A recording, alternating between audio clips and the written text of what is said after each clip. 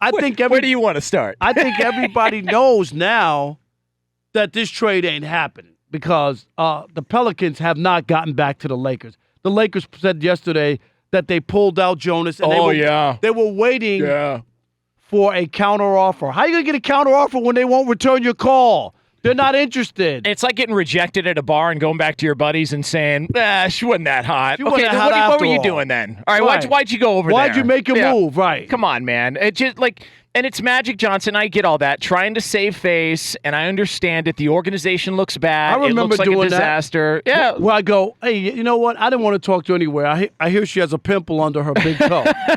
Yeah, of course. I didn't like her shoes. There's always an out there, but they want to save face. They've been embarrassed. You can try. They got exposed. Yeah, they got exposed, and now you've got a roster full of players who were on the air last night when the Hindenburg was going down in Indianapolis. They were atrocious from start to finish, and LeBron played in that game.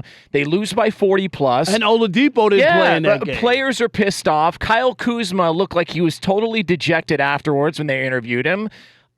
All the drama surrounding Luke Walton all year long, it's a terrible look for the organization. They tried to save a little bit of face, but the fact is you wanted to go all in on Anthony Davis. You didn't get him, i.e. failure, bottom line. And here's the big thing, and I'm serious when I say this. I know most people would have been shocked to think that the Lakers, Jonas, would be 27-27, 54 games in. And I'm here to tell you right here, right now, LeBron James has officially put the Lakers season in jeopardy. What we thought was an automatic that they would at least make the playoffs, we had analysts talking about 50 wins, 53 wins, second seed in the Western Conference. I'm telling you, it's going to be a struggle to make the playoffs in the Western Conference after what has happened, after the pushback from LeBron James, where you have now players who know that he doesn't want them. He doesn't think he can win with them. This was supposed to be the core of what was going to happen with the Lakers. This is why you endured those bad years to get those picks to be able to put together something, right? It wasn't that long ago that Magic Johnson was standing there at the Staples Center talking about that they were going to hang Lonzo Ball's jersey in the rafters and that he was going to erase all of Magic's records. Do you remember that? Oh, yeah. And now here we are where they might not, a LeBron James team might not make the playoffs in the Western Conference. It's possible. The season is in jeopardy. Don't kid yourself. And also, that's the only thing that bummed me out about what the Clippers did, because I get the Clippers trading Tobias Harris. They want to free up cap space. They want to have assets. They want to go after some of these big fish in the offseason and potentially swing a big-time trade.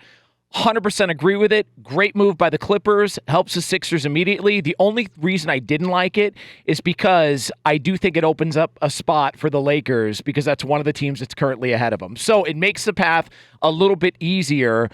But when it's all said and done, this has not been what everybody expected it to be. This has not been the season everybody was looking at and going, you know what, we're good with being 27-27 this far into it. They went from projecting, I was talking with the Straight Outta Vegas guys before the show, and we were talking about season win totals projections. Right. Before the year, the over-under win total for the Lakers was 48. Right now, they're projected to finish with 41 wins. They're teetering on the brink of being a below 500 team. If you think that's what anybody signed up for heading into this season, you're insane or on some sort of methamphetamine. But it doesn't make any sense. And you just said it, 48. Do you know what they'd have to do to get 48 wins? Go 21-6. Yeah. This team can't go 21-6. It's not good enough. The competition in the Western, that's why I'm saying there's a chance. There's a real chance that they're going to be in trouble in the Western Conference, and nobody would have ever believed that a team with LeBron, everybody told me, oh, they're going to be a top 2 or 3 seed in the West. They'll go to the second round this year. I'm not buying it at all. And if they do make the playoffs, it will be at the 8th seed, and they'll probably get knocked off by the Warriors in the first round. They'll get sandblasted Am by I right? Golden State. If they even make it. I don't know if the players are going to recover. Are they going to be good enough to say, I understand veteran players. Jonas, had there been like 1 or 2 names mentioned, that's one thing. Right. But when you see the whole roster was available, they butchered it. To let that come out, I think has hurt the Lakers and made people feel like on the team, and we saw it in Indiana, not only did they lose by 42 points, it was the biggest loss in LeBron James' career. Also, LeBron played. LeBron was in the game, and guess who didn't play? Oladipo didn't play because, he's been lost to injury. So they beat you like that without their best player, and the best player, quote-unquote, on the planet played in the game where he got beat by 42. And then there's the picture of LeBron sitting at the end of the bench away from everybody. Now, whether or not guys had just walked away when the picture was snapped. But look, hey, you know what, though? You want to sell some papers? You want to get some clicks? You got to be creative sometimes. But I will say, and let me pose this question to you. We both agree, in order to make the playoffs, LeBron's got to play, right? So they've got to gun it. You're down. This is the last 20-something games of the regular season. So they've got to really make a push in order to make the postseason and make the playoffs. And the schedule is more difficult. At what point does LeBron James look at this and go, you know what? It ain't happening this year. And then he starts sitting. Well, because I think that's a realistic possibility. But that's where the load management comes in. Okay, but I think that you just love saying that word. Ever since you left Magic City, for some reason, load management is like the term you're going to every time. Well, that worked at Magic City. I don't know about basketball. Okay. Now listen. Here's the other aspect of it as well too. So LeBron missed 17 games. He's missed 18 games so far this season, because of that day-to-day groin issue. So if the groin wasn't really an issue and they're not concerned about it moving forward, do you think LeBron maybe could have returned sooner, but he sat out to show the organization, look at what we really got? Maybe. Because some people are saying that, and they think that... Would you put it past him? I wouldn't put it past him. That those guys that you think are some core for the future, they just aren't that good, and they weren't that good. They really weren't. If you remember, this is where I really said, I'm not buying into these guys. When they lost to the Knicks, the Knicks have 10 wins. They came to L.A. and got a win, and the Cavaliers had lost 12 in a row. They came to L.A. and got a win, and they're bad. Yeah. Both of those teams. And the Bulls came in after that and gave them a game and then lost by 6 or 7. You know what I mean, at the end. But they struggled with the 3 worst teams at home. I don't care if LeBron was playing or not. They still should be good enough to beat those teams. He didn't even come out and sit on the bench during the Warriors game over the weekend. I mean, he didn't play because they were resting him or load management, whatever dumb term they want to use these days. But he didn't even come out and sit on the bench with his team. He went and sat back in the locker room. And the excuse I was given over the weekend was he didn't want to see JaVale McGee get his championship ring in person. What were they dating? I know. What does that mean? What are we talking about here? And LeBron, you have 3 already. Yeah, I just don't even understand. Everything's an excuse. It's some cockamamie excuse. It's all crap.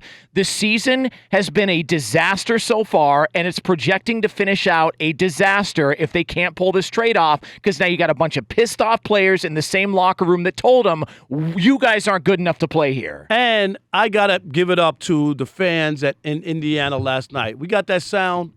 Indiana last night. Great fans. Rob G, we got that? I mean, just wonderful fans. I mean, this is now one is who's taking the free throw? Brandon Ingram. Mr. Untouchable. Right. We're not trading Brandon Ingram, right? Yeah. Oh, so here he is at the free throw line, and just listen carefully. They're saying LeBron's going to trade you. I mean, this is classic. Here we go. They averaged 16 points last year in year 2. He's at 17.2 in his last 5.